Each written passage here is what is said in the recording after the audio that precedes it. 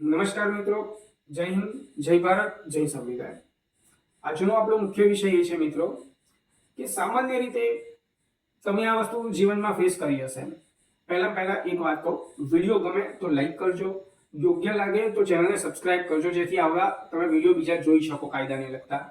અને શેર અવશ્યથી કરજો એટલા માટે તમારા ગામના ગ્રુપના, સમાજના ગ્રુપમાં અને દરેકના ગ્રુપમાં, કે ક્યાંક આ વિડીયો કોઈકને અત્યંત ખૂબ જ રીતે કામ લાગી જાય. આ એક ગંભીર મહત્વનો પ્રશ્ન છે જે આજે હું કહી રહ્યો છું. એ ગંભીર પ્રશ્ન છે.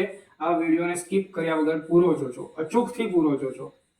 આજનો આ વિષય જે છે એ છે કે સામાન્ય રીતે મિત્રો તમે સાંભળ્યું હશે કે કોલેજના કોઈ સર્ટિફિકેટ, ડોક્યુમેન્ટ્સ કંઈ પણ ખોવાય તો તમે ડુપ્લિકેટ બનાવવા જાઓ છો તો તમને એવું કહે છે કે તમે FIR કરાવેલી છે, પોલીસ સ્ટેશને કોઈ રિપોર્ટ આપેલો છે, અને ના કરાવ્યો હોય તો તમારે પોલીસ સ્ટેશન એનો રિપોર્ટ કરાવવો પડશે.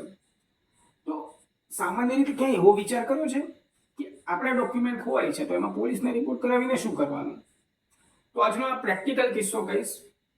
મારી જ સાથે આવેલો એક ઉદાહરણની એક ઘટના છે.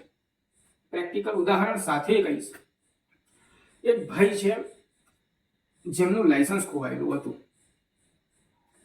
એક અકસ્માત થાય છે, કોઈ થર્ડ પર્સન અકસ્માત કરીને ડ્રાઈવર ફરાર થઈ જાય છે. એ ભાઈનું લાયસન્સ ક્યાંકથી મળે છે અને એ ટ્રાન્સપોર્ટેશન વાહનનો જે માલિક જે છે એ મળેલું લાયસન્સ પોલીસ સ્ટેશનમાં હાજર કરે છે કે ડ્રાઈવર આ ભાઈ હતા. હાલાકી એ ભાઈને એટલું મોટું વ્હીકલ ચલાવતા જ નથી આવડતું. જે પબ્લિક ટ્રાન્સપોર્ટનું હોય એ વ્હીકલ ચલાવતા જ નથી આવડતું. હવે કોર્ટની અંદર ક્યાંક આ ભાઈ ધક્કા ખાશે. નો ડાઉટ એ નિર્દોષ પણ છૂટશે. ગ્રાઉન્ડ છે એ સાબિત કરી શકે એમ છે, એ નિર્દોષ પણ છૂટશે. પણ સાહેબ પાછું મહત્વનું એ છે કે ભાઈએ કોઈ ડોક્યુમેન્ટ ખોયા એ વખતનો કોઈ પોલીસ ફરિયાદ, કોઈ રિપોર્ટ કરાયો નહોતો. કે આજથી 5 વર્ષ પહેલા સાહેબ મારા ડોક્યુમેન્ટ ખોવાયા હતા, 2 વર્ષ પહેલા ઘટના બની અને આજે કોર્ટની અંદર આ કેસ ખુલ્યો અને મારા ઘરે હમણાં અઠવાડિયા પહેલા સમન્સ આવ્યો છે કોર્ટનો. તો મિત્રો આવી રીતે ગંભીર કેસોની અંદર ક્યાંક તમે ખોટા કે તમારા સ્વજનો ખોટી રીતે ના ફસાઈ જાઓ એટલે ખૂબ જ અગત્યનું છે. આ ઉદાહરણ સાંભળીને તમને શું લાગે છે કે હવે ડોક્યુમેન્ટ ખોવાય તેની ફરિયાદ એટલીસ્ટ જાણવા જોગ રિપોર્ટ કરાવીને એક રિઝ્યુમ કોપી તમે તમારી સાથે રાખી હશે ને, તો ક્યાંક આવું કોઈ દુર્ઘટના તમારી સાથે ઘટે તમે સાહેબ કોર્ટમાં એટલું જ કહી દેશો ને કે સાહેબ મારું આ ડોક્યુમેન્ટ ખોવાયું છે, ખોવાયેલું હતું, એનો મિસયુઝ થયેલો છે, જેનું અપ્રૂફ છે, અને મેં જે નવું કરાવ્યું છે એની લોન્ચિંગ ડેટ આ એસો છે. સાહેબ તમારો ઘણો બચાવ થઈ જશે. જે કોર્ટ કચેરીના ધક્કામાં પડે છે ને, અમને ઘણા કહેતા હોય છે કે સાહેબ એડવોકેટ સાહેબ તમારી ગમે ત્યારે જરૂર પડશે તો કહીશું. સાહેબ હું બી ઓનેસ્ટ એવું કહું છું મિત્રો, મારો જવાબ એવો હોય છે કે મિત્રો છો ને, પણ હું એવું કહું છું કે એડવોકેટને જરૂર દુશ્મનને પણ ના પડે. એઝ અ ફ્રેન્ડ, મિત્ર તરીકે મારી જરૂર પડે સૌથી સારું. કેમ કે કોર્ટ કચેરીના ધક્કા સૌથી ખરાબ હોય છે, પૈસાના પાણી થઈ જતા હોય છે. અને નાની અમથી એક ડોક્યુમેન્ટ જેવી વસ્તુમાં જેને તમારા 25,000, 50,000 કે 1 લાખ રૂપિયા જેવાના ખર્ચા થાય ને, એ યોગ્ય નથી. ક્યાંક આપણી જાગૃતતા પ્રોપર નથી.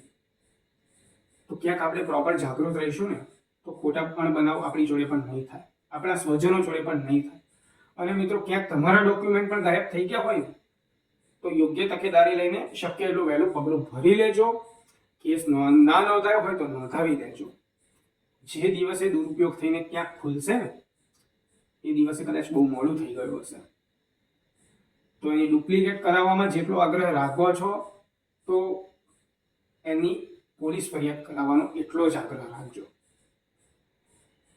આ સાથે હું વધુમાં નહીં કહું, પણ આ એક ઈશારો હતો. અને હું એવું માનું છું કે સમજદાર વ્યક્તિઓ છે જે પણ આ કાયદાના વિડીયો જોવે છે, દરેક સમજદાર એક વ્યક્તિ છે.